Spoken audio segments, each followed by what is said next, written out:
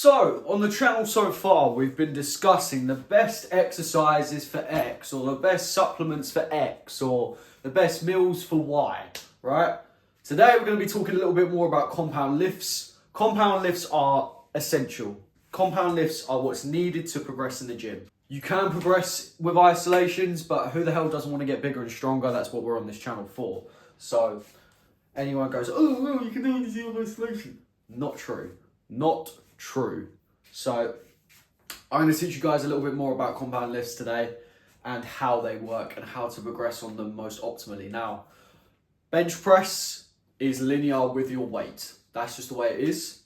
Doesn't mean you can't progress on it, and it doesn't mean you can't get better at it. There's just a few strategies to do so that I found best. And what I'm going to say to you is, straight away, don't go to failure. Don't go to failure when you're trying to get stronger on bench press. It doesn't work. Go about 8 out of 10. 3 sets of 3 or 3 sets of 5, 8 out of 10. Rest for an extended period of time, maybe 5 minutes plus, if it's heavier weights. If it's heavier weights, say it's 120 kilos, you weigh 80 kilos, that's what I'm doing. That is how much you need to rest, that is how much you need to progress, and ultimately that is what you need to progress. You could probably still progress by going to failure, but it's not as optimal for bench press, and it hasn't been the best for me. Well, that has been the best method for me. Previously going to failure hasn't been the best method for me. The next one is squats. Now, squats I only do 2 sets of or 1 set of because it's so taxing on my CNS now because I'm going so heavy. 160, no belts, no wraps, just going as hard as I can. And people, again, may go, oh, that's not optimal. I find it the best, and I find 2 sets the best on these exercises now. Same with RDLs. I don't do deadlifts, I do Romanian deadlifts, so I don't have to go too far past my knees, so I'm not curving like that, because that is what happens. I don't use a belt on that either. I like raw strength. The most I use is straps for that to keep up. And these are all great movements for increasing your testosterone, increasing muscle mass, and increasing strength, right? And there's what has improved my physique to the point where I get now steroid accusations, and it's made a heck of a lot of progress for my clients, especially when they're building muscle and losing fat. My client Abby, she lost 5 stone. She went from 40 kilo deadlift to repping 90 kilos. It's just, you can't even argue with it. The amount of muscle you build, the amount of bang for your buck is the term called.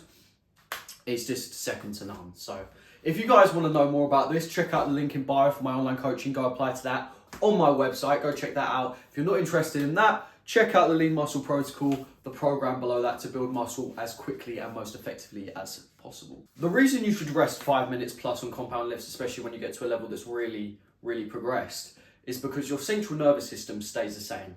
You have the same central nervous system that you started the gym with, and ultimately you are still human, and you are lifting a lot of load. Your CNS is going to be taxed as a result, and you're going to be losing ATP, creatine stores, right?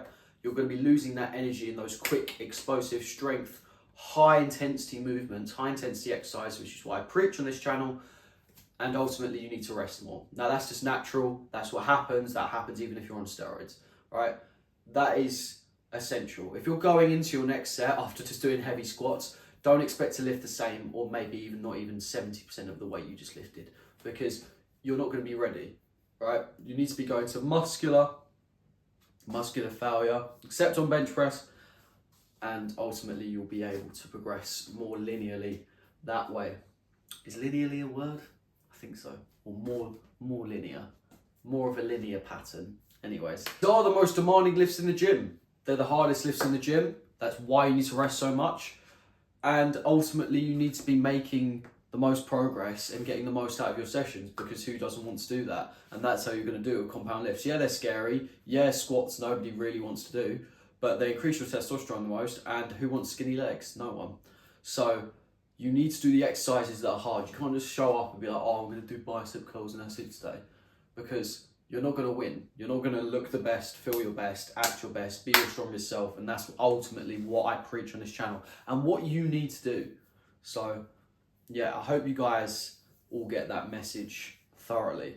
I hope you guys have enjoyed this video. I hope it's been helpful, and I shall see you later.